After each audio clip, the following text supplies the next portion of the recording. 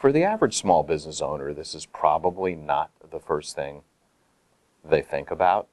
They're always engaged in the idea, maybe finding a location, maybe figuring out how the business is going to work. So when would you recommend the average small business owner become engaged in the process of what to become, what kind of company, what their classification should be?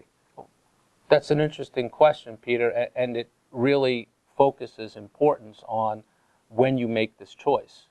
A lot of small business owners, as you point out, don't focus on how to operate their business from the start. Some of them make mistakes, choose the wrong entity, don't make tax elections that are available to them. So really, this has to be one of the first things the business owner thinks about. Identify the characteristics that are important, select the right entity, form it from the beginning, and make sure that if there's more than one person with an ownership interest in the entity, that they have an agreement between the owners from the start. There's no replacing that first opportunity to correct the mistakes that come from failing to put a strong agreement in place between owners from the outset. I'm guessing that you would recommend the average small business owner who's starting up seek legal advice.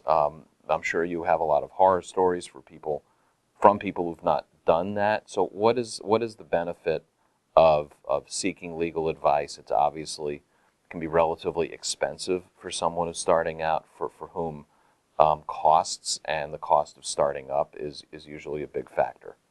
Well, that reminds me of a old auto parts commercial with a mechanic who said, "You can pay me now or you can pay me later."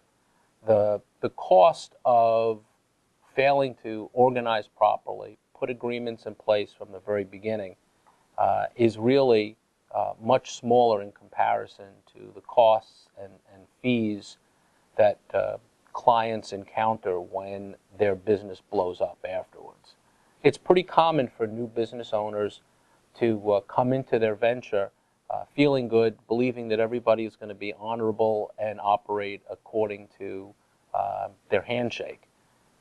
The problem is that everything doesn't go as planned.